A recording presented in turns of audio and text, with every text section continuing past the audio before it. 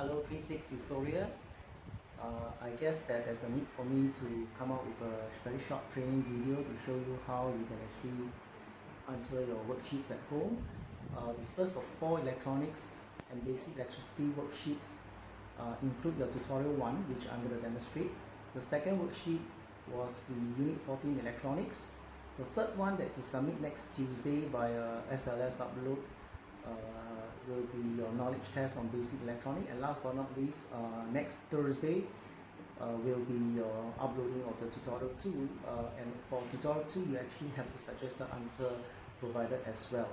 Now for tutorial 1, the suggested answer has already been sent through via WhatsApp. I will check whether Unit 14 has been sent out to you, but by next Tuesday you will have your knowledge test suggested answer as well. Okay, so let's see, what do you need? You need this, of course, alright, your textbook, your D&T file, which I don't have, I'm not a student, you are, and the worksheet itself, plus your recently acquired D&T, this is your brown cover D&T revision guide. This is the new syllabus, alright, 70554 for your subject code. Now, for a start, this is how you should be answering. Remember, be proactive. First things first, you need to write your name and the date of work that you have done it, right? So this is be proactive, all right? Even though you submit by SLS lesson or through WhatsApp, I can identify, but it is always good to have this very good habit, okay? Habit number 1, be proactive. So let's start. So first of all, you can see that the questions here is an electronic system has an input, process and output. Complete the block diagrams below. You have a calculator. Now for a start, you have a choice of whether you want to start with your revision guide or your textbook. If you turn to page 262, the answers are there actually, alright, down here. So you learn that for any electronic devices, usually you will have the input, process and the output. The input is usually requires this human intervention, such as you key in the key press here, alright. So these are your number keys or your function keys of your scientific calculator. So what you can do is for input process, you can write keypad or key press. Okay. Now in the previous lessons, video recording by Google Meet already shared the feedback from most of your classmates' work. Try not to use generalized words like keys. Alright, keys can mean a lot of things. The process has already been done, your microprocessor chip here. And what does this output mean? Basically, it is your display screen. Right, as you can see, the answer is there as well. So if you know that it's liquid crystal display, you can actually write LCD there. Okay, so you proceed with smoke alarm. What smoke alarms means to you, this is the input. And over here, alarm means it's sound generated. So try not to use alarm. Try to use a different product name such as siren, okay, or bell. Then of course, down here, intruder lamp. Lamp emits light. So obviously you want to see some form of lighting system here. And of course, process is here. And last but not least, your public address system. Right? In our school, we have this PA system in short. So the input is through someone speaking through this microphone. So it's not a person, but rather the product here, right? Microphone, and of course this is the output, right? Output, the loudspeaker. Okay.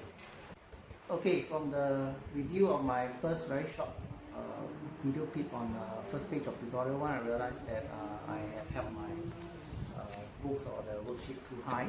So for the second page, this is electrical conductors, electrical insulators, and semiconductors. How do you answer this part? It's quite straightforward. This revision guide actually summarizes this very thick textbook or reference text that you have. So normally for revision, for quick revision, you should refer to your revision guide first before you go into the details. Alright? So I like to use this because this is on page 263 on conductors and insulators, your subtopic or subchapter 14.3. Now down here you read through electrical conductor allows current to flow through easily, whereas insulators from your science physics lessons you may have already covered in your lower set years, that does not allow current to actually flow through or electricity to flow through. Semiconductor here, semi or in US terms semi, usually what it means is half. Alright, but some can go through, some cannot pass through. So electricity can flow through, but not as freely as the electrical conductors. So how do you answer this part? Obviously is trying to make sense. Alright, so electricity cannot flow through easily. Obviously is your electrical insulator. And of course, electricity can flow through, but not as freely as explained here. It is semiconductor. And last but not least, electricity to flow through easily will be your conductor. Now this one is also quite straightforward. Alright, you have the helping words all here. You have to use up all of them. And if you were to refer to your reference textbook, like silicon and germanium, they are semiconductors. So obviously your germanium,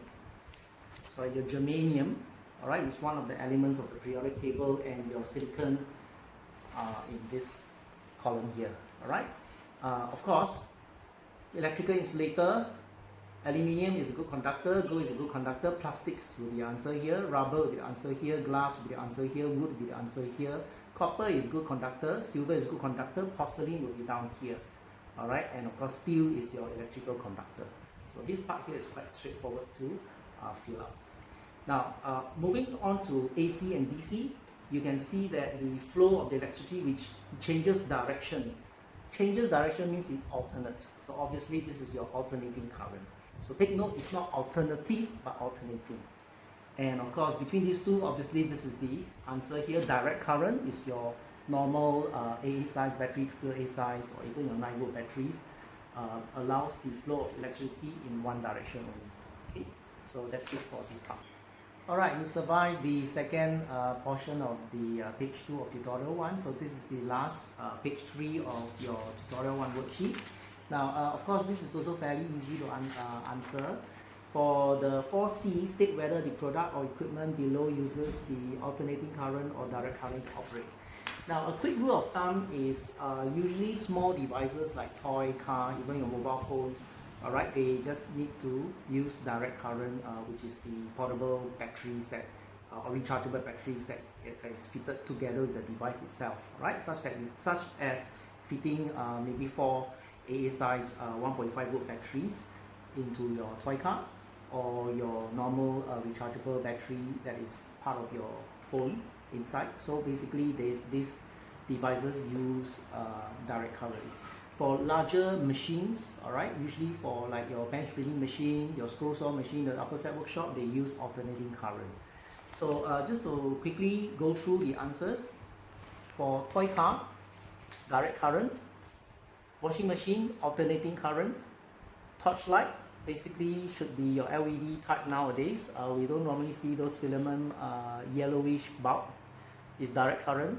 Television, here we are assuming your living room equipment, the larger bit that requires power from your wall socket. So it's your alternating current. Of course, television here could also mean those portable type DVD players and stuff like that that may use rechargeable batteries. So direct current is also accepted if you state which kind of television you're referring to. Handphone obviously is direct current. You don't want to plug your power through the wall socket and your handphone does not become mobile anymore, right? Last but not least, electric kettle draws a lot of power outage, you call it, in watts. So basically you have to use the alternating current.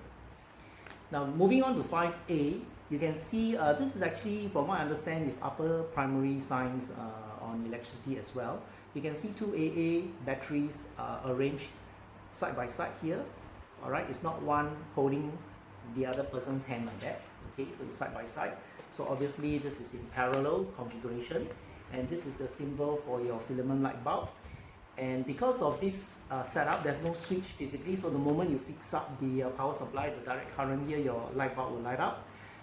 If you look across, basically this is the voltage across the filament bulb, or we call it potential difference.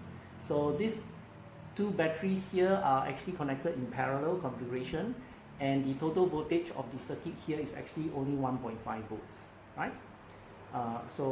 In my video recording in the last Google Meet session, I already explained the brightness and the duration of the light bulb between these two configurations. Now, of course, you will have to connect the polarity and the terminals correctly for the direct current power supply. So down here, this configuration is in series, all right? It's a single loop. So current flows in this way, conventional current flow. It lights up the light bulb as well, but it will be twice as bright as your previous configuration, because now the voltage across is 1.5 plus 1.5, which is 3 volts here. Okay, so here is series and this is 3 volts.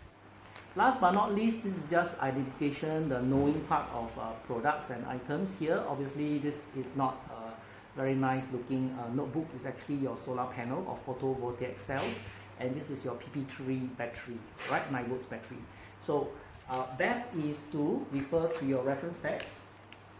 For example, down here, you can see this is your photovoltaic cells. That is your solar panel. If you write solar panel, solar cells, you will get it right. And if you look previous page down here, on page 264, about batteries, and this bit here you can actually see is actually your PP3 9 volt battery. Okay, so these cells we normally don't use anymore. It's very large circular cylindrical power supply. In old toys we still use it.